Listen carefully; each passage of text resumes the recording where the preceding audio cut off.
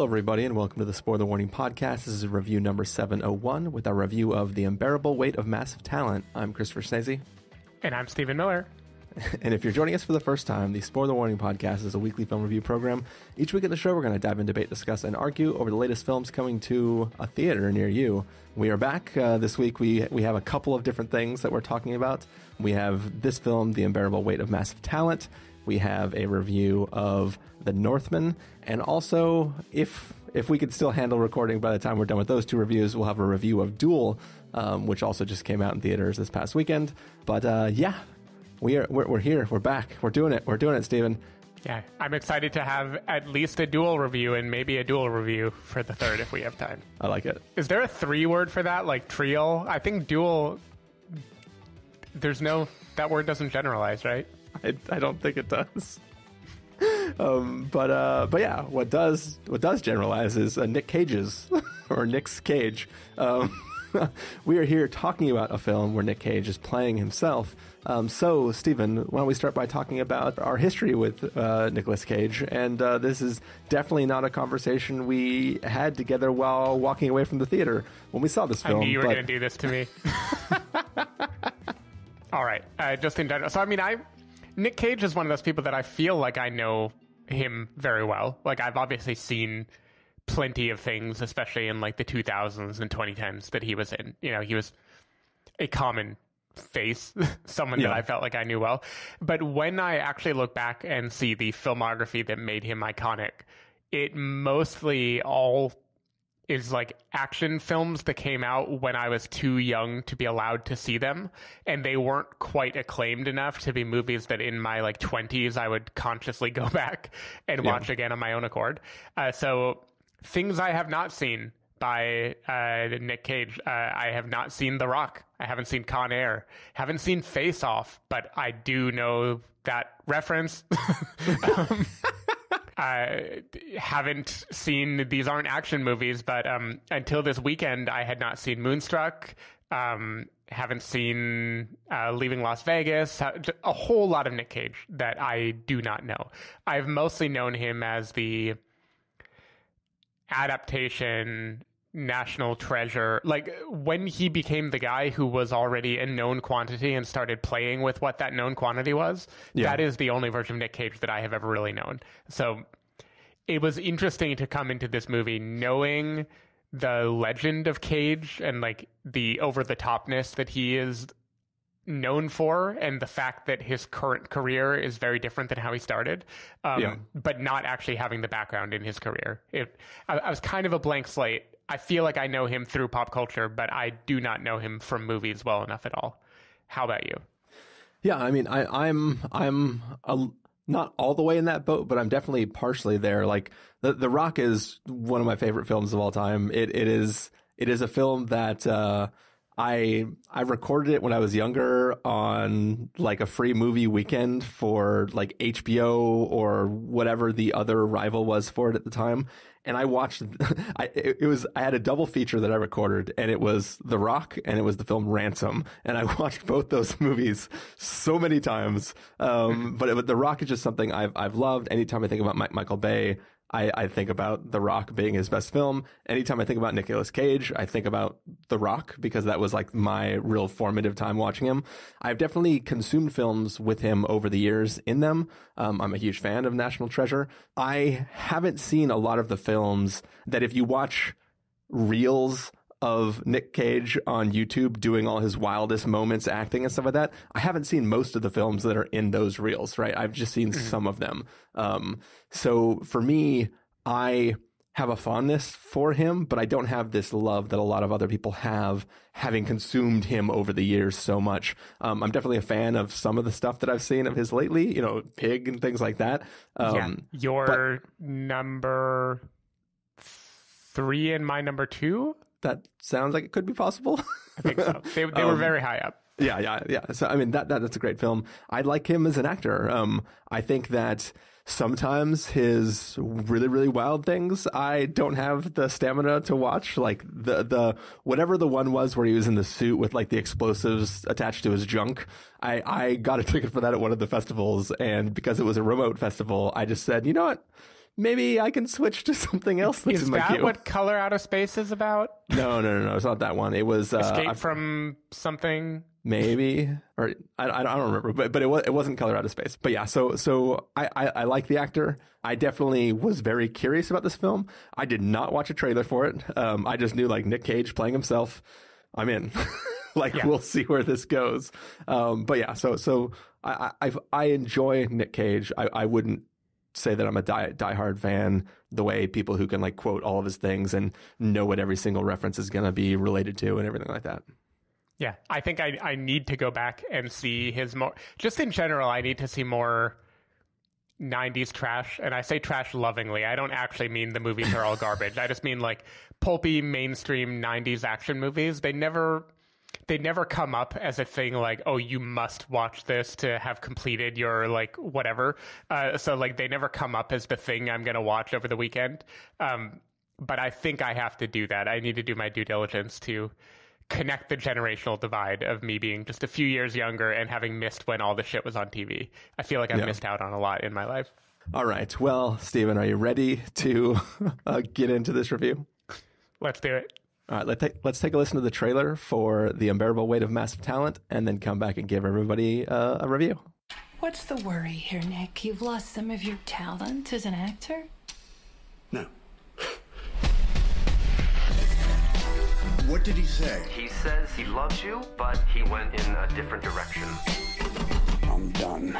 I'm quitting acting. Tell the trades, it was a tremendous honor to be a part of storytelling and myth-making.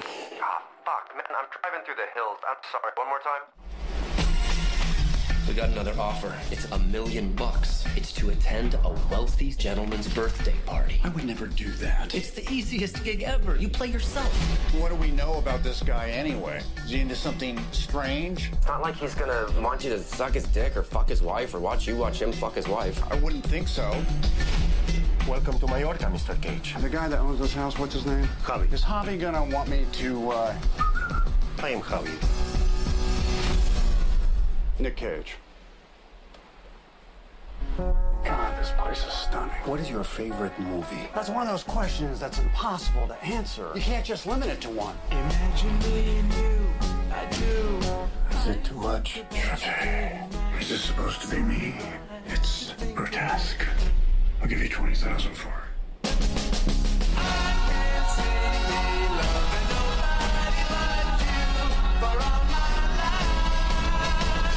I didn't know that was a cliff. We could have died. I'm in position. I think that's the actor Nick Cage. Nick Cage, I love you. Have you seen Cruise 2? I'm 44 years old. Why the fuck would I see Cruise 2? I've seen Face Off and Con Air. What do you guys want? We're with Central Intelligence. Do you know who you're spending time with? One of the most ruthless men on the face of this planet. I need you to help the U.S. government. Let's kill this. Find a way into that room, Nick. I can see myself doing more of this stuff. I think I might have a real gift for it. Good, because we got another mission for you. No. Your friend is working for the U.S. government. Don't lie to me. Are those my golden guns? They're my golden guns. I don't want to kill you. You're the last person I want to kill. I love you. I love you. I'm Nick fucking.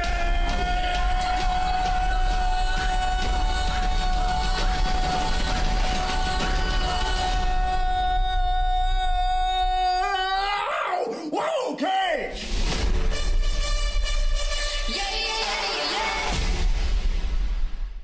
All right, so that was the trailer for The Unbearable Weight of Massive Talent. It is the story of a famous Hollywood actor named Nicolas Cage who fails to land the dream role of his life and decides to retire from acting. But as one last job that he picks up before officially retiring, he is hired to go to a wealthy man's birthday party. And as he makes his way there, lots of wild things happen. Maybe we'll get into some of it. Maybe some of it we'll keep secret for now. I don't know. We'll see where we go with this review. But Stephen Miller, what did you think of The Unbearable Weight of Massive Talent?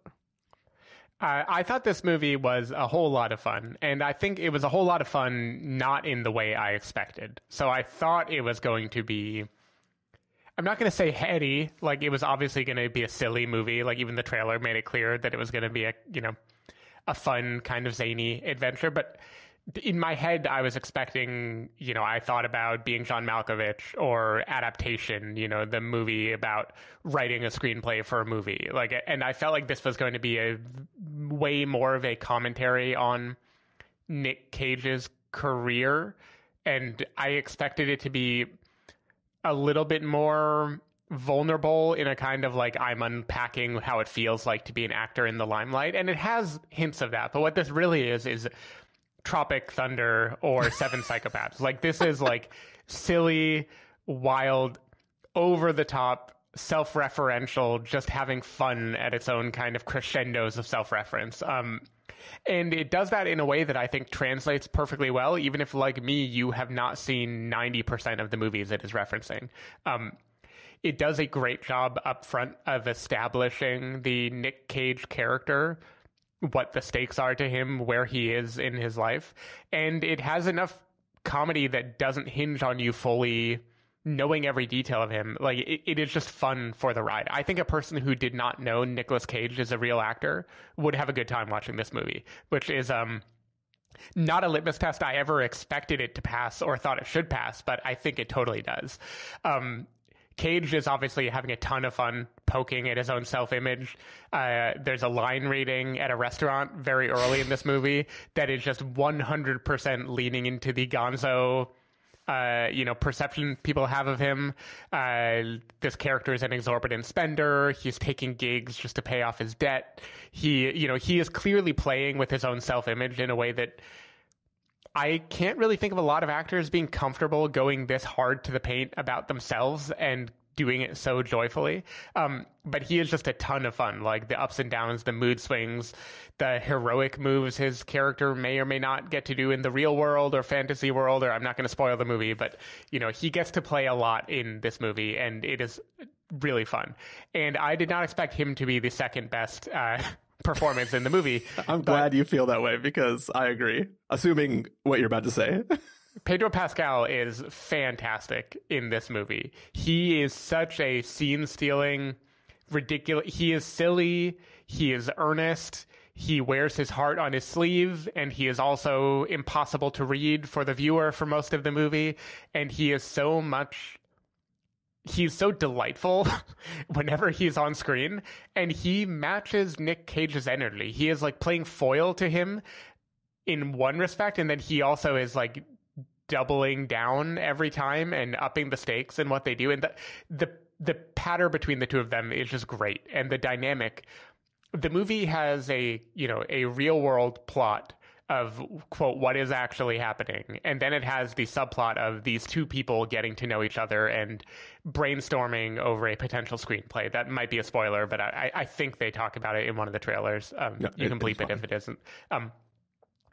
The way they toggle between the buddy comedy and the, quote, bigger narrative about the movie, both Pedro and Nick are like able to be both of those characters from one scene to another. They just turn on a dime in a way that is very, very, very silly and very fun to watch.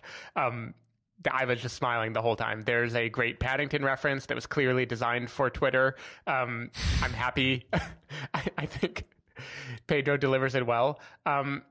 There's a wonderful drug trip scene in this movie, and I don't usually think the like classic two characters do drugs idea is all that funny. Like, comedies love to mind that when they can't think of anything else to do. Yeah. Pedro Pascal and Nick Cage pretending to be on drugs, like, I could watch that for hours on end. It is just wonderful. And yeah, the movie basically goes full Tropic Thunder, and I think it is better for it. I think with the people involved in this movie turning on the silly factor, like the moment I realized Ike Barinholtz and Tiffany Haddish were in this movie, I kind of got the sense that, oh, we are in a comedy. I'm not in a self-referential kind of comedic indie movie. Like, I am in a full-on comedy. And I think this movie does it well. Have you watched the After Party on Apple TV Plus yet? I didn't finish it. I watched a few episodes of it. Okay. It was weird, the context of like her character and that, him being present, and then how that translates to like this role. And I was like, as soon as it happened, I was like, I'm loving this. This is so great. I thought about that too. I was trying to put my finger on what it was that made me think they should be together in that sort of role. Yeah. And it totally fits now with the show. But yeah, like I guess what I'll say is like the movie, it was so much fun. I am so glad I watched it in a theater. I don't think it was moving or meaningful in a way that maybe, you know, Adaptation or Being John Malkovich or other movies with long names like Everything Everywhere All at Once that are kind of commenting on the fame of their star. Like, this is not doing that at all. This is a totally silly, zany romp, and that is all it is trying to do. But I think it does it wildly successfully. So I had a lot of fun. Yeah, I mean, I thought this film was fantastic. Like, I didn't watch trailers. I didn't read anything. Didn't really hear anything. I was just, I was sold by like the name of the film and knowing that Nick Cage is playing himself. And I went into it, you know, just being like, all right, I hope I enjoy this. This could be fun. And I think that the layers of the onion of what this film is doing is what makes it so great. Like, it's a simple premise, right? Like, the guy's playing himself.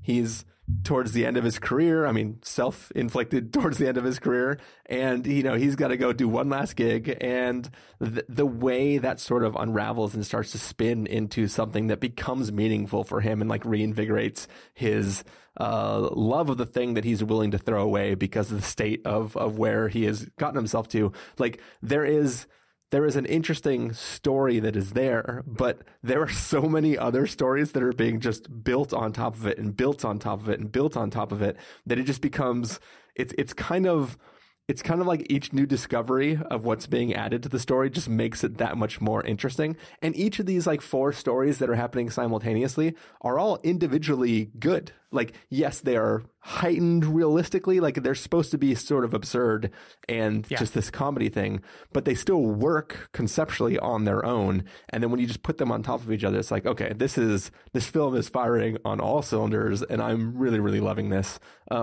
Nick Cage is doing a lot in this film, and I'm impressed by like his willingness to play along. But I think what impresses me the most is kind of what you brought up, is his willingness to sort of play second fiddle to Pedro Pascal. Like, I almost felt sad while watching the movie because he was stealing the show so much.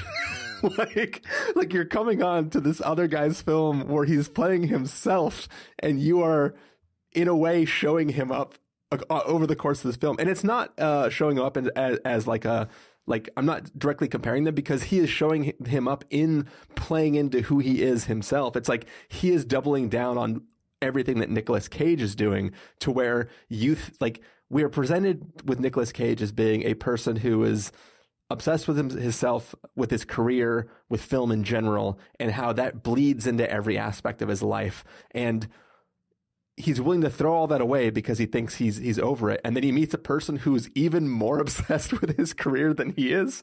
And just the way that marriage of those two characters works together, it was so brilliant. It was so fun. And just, this had to be an amazing film just to be a part of creating, because you can tell they are having so much fun. If they're not having fun making this, then that is the best acting that's ever been on film, because it feels like they're almost mad if somebody else cut, because they're too enjoying what they're doing. Yeah, that is definitely, and whether that is, you know, a real friendship that developed for the movie or them just being incredibly good actors, it feels palpable on screen. Like, this, whatever the plot of the movie is, this is a buddy comedy. Like this is two people finding each other. It is a bromance movie.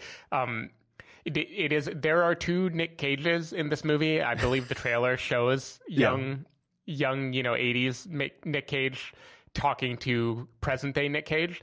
But really, the other Nick Cage on his shoulder advising him is Pedro Pascal, who, like you said, is the one person who feels even more deeply than Nick Cage does about how vital every one of his roles were and how like important everything he does is to the world. And it is just interesting that they do that, where they make it be like, it's Nick Cage and Nick Cage advising him on one hand, and then Pedro Pascal, who is more of a Nick Cage fan than Nick Cage on the other side. And it just very, very, very silly. And again, like, this sounds like a movie that you would have to love every Nick Cage movie to be on board for. Like, it sounds like a thing made for the fans. And I'm telling you, it does, like, almost none of the references were for Nick Cage movies that I have watched. And I still found them delightful because in universe, they do a great job of explaining it. It is almost like in Tropic Thunder, the fake movies that they reference. Like, if those had been real, but you still had that same introduction to them, so you knew to laugh when the thing happened, like, they do a very good job of bringing the audience along for the ride. Yeah, and like, you don't have to know the references. You can tell when he is slipping into performing like a film, and you know they're doing film stuff right now.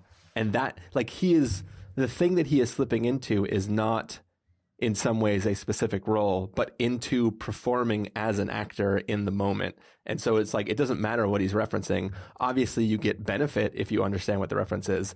You know that he is switched on, but there are some cues that cause him to switch on that are hilarious, because it doesn't even matter if the thing in that scene is referencing anything. It's just the performance of an actor in a moment is what is key to the enjoyment of what's happening in this film. Yeah, and I really enjoy, I get, like, this film has so much fun just making its own subtext text. Like, I feel like the trailer doesn't give away the main action story of the movie. At least I didn't know about it, so I won't give it away either.